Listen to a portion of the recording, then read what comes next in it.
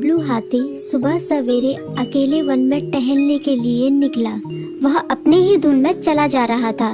लगता था उसके दिमाग में कोई उलझन है जिसे वह सुलझाने की कोशिश कर रहा था। सड़क पर आगे बढ़ते ही उसके सामने चीकू खरगोश भागा। बबलू का पैर उसके ऊपर पड़ने ही वाला था कि चीकू जोर से चिल्लाया। उसकी आवाज सुनकर बबलू ने अपना पैर पीछे खींच लिया। कहाँ खोए हो बबलू भाई?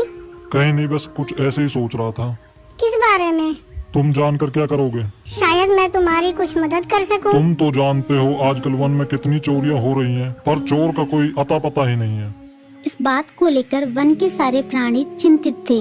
वे वहाँ खुद को सुरक्षित महसूस नहीं कर रहे थे।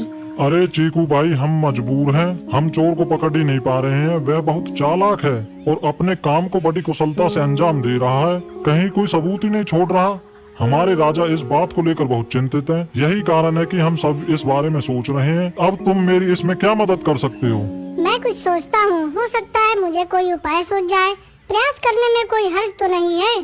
तुम ठीक कहते हो चीकू, लेकिन वन के गुप्तचर भी अभी तक इसका कोई हल नहीं निकाल सके। इतना कहकर वे चुप हो गए। बबलू की बातों ने चीकू को सोचने के लिए मजबूर कर दिया। चीकू को उदास देखकर बबलू बोला, तुम अपना मन छोटा मत करो। मुझे अच्छा लगा कि तुमने मेरी परेशानी को समझा। कभी मैं भी इस वन के लिए गुप्तचर का काम करता था। एक बार मेरी टांग टूट जाने से मेरे अंदर फुर्ती नहीं रही। तब से मैंने यह काम छोड़ दिया। चीकू, तुम चाहो तो यह काम दोबारा कर सकते हो। वन के प्राणी ज्यादातर दिन में भोजन की तलाश करते हैं, वे रात को आराम करते हैं। तुम दिन रात दोनों में ही भोजन की तलाश में निकल सकते हो सकता है रात को तुम्हें कुछ ऐसी बातों का पता चल जाए जो हमारे काम की हो। हाँ बबलू, तुम ठीक कहते हो। मैं आज रात को वन में घूम कर इस बात का पता करने की कोशिश करता हूँ। थोड़ी देर बातें करके चीकू अपने बिल की ओर बढ़ गया और बबलू अपने रास्ते चला गया। चीकू के दिमाग में अभी तक बबलू की कई बातें घूम रही थी। उसे समझ नहीं आ रहा था वह बबलू की मदद कैसे करे। दिन भर वह उसी उधेड़-बुन में लगा रहा। शाम होते ही चीकू कुछ सोचने लगा और वह चुपचाप बिल से बाहर निकल आया। चीकू की पत्नी ने देखा तो बोली, इस समय कहाँ जा रहे हो? बाहर खतरा है। खतरा तो सुबह भी रहता है, लेकिन खतरों से डर कर हम भूखे तो नहीं मर सकते। मैं बाहर घूम कर आता हूँ। इतना कहकर चीकू रात को बिल से बाहर निकल आया। कुछ दूर जाकर उसकी नजर बंकू उल्लू पर पड़ी, जो कुछ ही दूरी पर था। वह पेड़ की डाल पर बैठा अपनी गर्दन चारों तरफ घुमा रहा था। वह तेजी से पेड़ की एक डाल से दूसरी डाल पर उड़ रहा था। बंकू की नजर उस पर नहीं पड़ी थी। कुछ सोचकर चीकू पेड़ के पीछे से बाहर निकलकर थोड़ी खुली जगह पर आ गया और वहां से बंकू उल्लू को देखने लगा।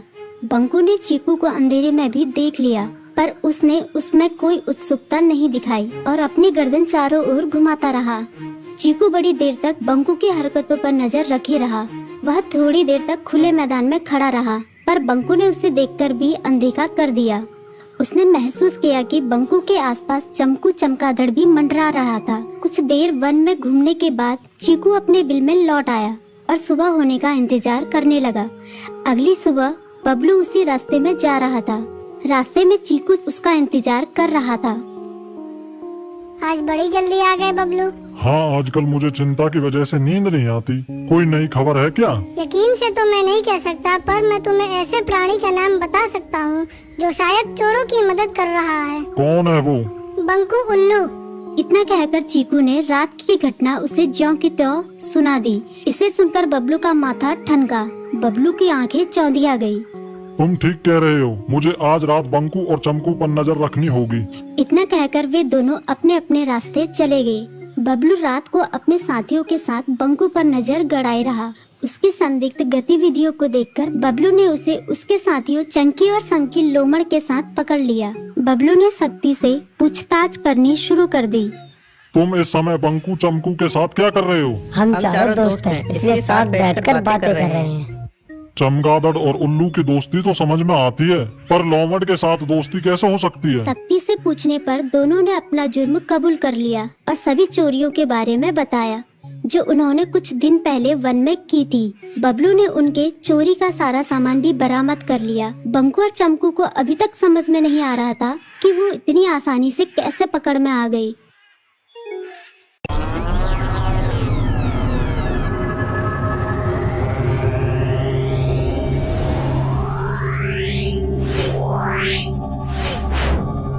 है।